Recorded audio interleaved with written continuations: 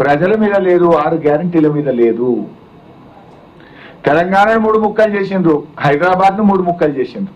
ఈ జిహెచ్ఎంసీ అని ఒకటి, మేడ్చల్ అని ఒకటి, సైబరాబాద్ అని ఒకటి, దీన్నో 3 ముక్కలు చేసిండ్రు, దాన్నో 3 ముక్కలు చేసిండ్రు. కూల్చడం మీద ఉన్న ప్రేమ, 3 ముక్కలు చేయడం మీద ఉన్న ప్రేమ వీళ్ళకి నిర్మాణాల మీద లేదు, ప్రజల మీద లేదు. ఒక రకంగా వీళ్ళ చేతగాంతనాన్ని ఒప్పుకున్నారు వాళ్ళు. ఇవాళ ఫెయిల్ అనేటువంటిది ఇలా వాళ్ళ బడ్జెట్ తోనే స్పష్టంగా తెలిపోయింది. పర్ క్యాపిటాలో, జిఎస్డిపిలో, పథకాల అమలులో, 6 గ్యారంటీల కేటాయింపులతో ఇవాళ వాళ్ళ ఫెయిల్యూర్ను వాళ్ళే ఒప్పుకున్నారు. పారిశ్రామికవేత్తల తలకు తుపాకులు పెట్టి అక్రమ వసూళ్లకు పాల్పట్టే పారిశ్రామికవేత్తలు తెలంగాణ వైపు వస్తారా?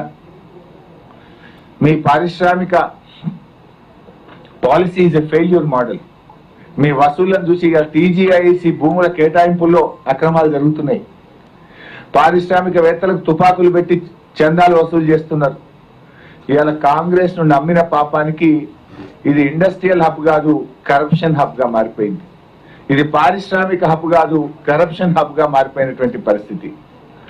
మొన్న సీఎం పచ్చి అబద్ధాలు చెప్పిండు. 6 గ్యారెంటీలు అమలు చేసిన మొన్న అసెంబ్లీలో 6 గ్యారెంటీలు అమలు చేసేసిన అంటారు. 6 గ్యారెంటీల్లో మొదటి హామీ మహిళలకు 2500 అమలు కాలే. 6 గ్యారెంటీల్లో చివరి హామీ వృద్ధులకు 4000 పెన్షన్ అమలు కాలే. మధ్యలో కూడా ఏది కాలే. అంటే ఎంత అసెంబ్లీ సాక్షిగా మొన్న రేవంత్ రెడ్డి పచ్చి అబద్ధాలు 6 గ్యారెంటీలు అమలు చేసామని మాట్లాడిండు.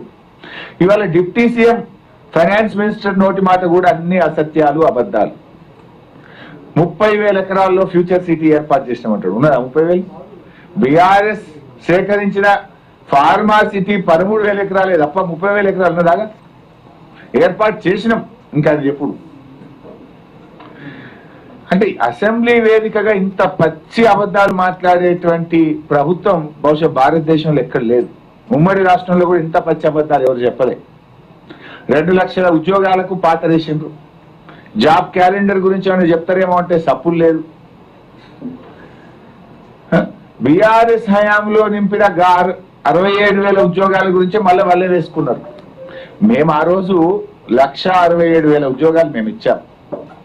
ఈ 67,000లో కూడా 55,000 ఉద్యోగాలు బీఆర్ఎస్ హయాంలోనే నోటిఫికేషన్ ఇచ్చి పరీక్షలు పెట్టి ఫలితాలు ఇచ్చినాయి. ఆ ఒక అబద్ధాన్ని 100 సార్లు చెప్పి నిజం చెప్పేసే ప్రయత్నం చేస్తున్నారు. ప్రజావాణి గురించి ఏదో గొప్పలు చెప్పిండ్రు. మీ మేనిఫెస్టోలో ఏం చెప్పిండ్రు? ముఖ్యమంత్రి ప్రతిరోజు ప్రజల్ని కలుస్తాడు అన్నారు.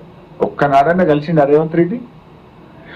ఇంకా దాని గురించి ప్రజావాణిలో ఏదో మేము చేస్తున్నాం. అసలు ముఖ్యమంత్రి ప్రజలకు కాదు, మీ ఎమ్మెల్యేలకి అందుబాటులో ఉండలేడు. ఇక ఫ్రీ బస్సు పథకంలో గొప్పలు చెప్తా ఉన్నారు.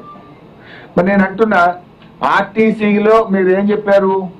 9,000 కోట్లు చెప్పిండ్రు. 9,222 కోట్లు మహిళలకు ఆదా అయింది అన్నారు. సంతోషం. మరి 9,222 కోట్లు ఆర్టీసీకి చెల్లించిందా ప్రభుత్వం? 2,500 కోట్లు బకాయి పడ్డది. అందుకే ఆర్టీసీ అప్పుల ఊబిలోకి పోయింది. మీరు నిజంగా 9,222 కోట్లు ఇచ్చుంటే గత 2 సంవత్సరాల్లో ఆర్టీసీ 3,000 కోట్ల కొత్త అప్పులు ఎందుకు చేసింది? ఆర్టీసీ లాభాల్లోకి పోతే కొత్త అప్పులు ఎందుకు చేసిందో సమాధానం చెప్పండి. ఆర్టీసీ లాభాల్లో ఉంటే కార్మికులకు పెన్షన్ బకాయిలు ఎందుకు ఇస్తలేరు? వాళ్లకు జీతాలు పిఆర్సీ ఎందుకు అమలు చేస్తలేరు? వాళ్ళని ఎందుకు ప్రభుత్వ ఉద్యోగులుగా గుర్తిస్తలేరు? అంటే అంతా బోగస్. ఆర్టీసీని అప్పులమయం చేస్తున్నారు. ఆర్టీసీ కార్మికులను రోడ్ల పాలు చేస్తున్నారు. హైదరాబాద్ లో ఆర్టీసీ కార్మికులను మొత్తం మందిని ఎలక నుంచి ఎల్లగొట్టే కుట్ర జరుగుతున్నది. ఆర్టీసీ డిపోలన్నీ ప్రైవేట్ పరం చేయబోతున్నారు హైదరాబాద్ లో అని మీ బడ్జెట్ ప్రసంగం చెప్పింది. ఏదో 2 లక్షల కొత్త పెన్షన్లు ఇస్తా అన్నారు. కొత్త ఎక్కడి? ఊడగొట్టినే ఇస్తున్నాను. ₹1 అన్న బడ్జెట్ లో పెంచిన అవును పెన్షన్లకు. పోయిన సంవత్సరం ఎంత పెట్టినావు గంతే పెట్టిండు బడ్జెట్ లో. పోయిన సంవత్సరం మిగిలినాయి పైసలు. ఎందుకంటే ఈయన కొత్తగా పెన్షన్లు ఇవ్వాలి కానీ 3 లక్షల పెన్షన్లు ఏవేసిండ్రు.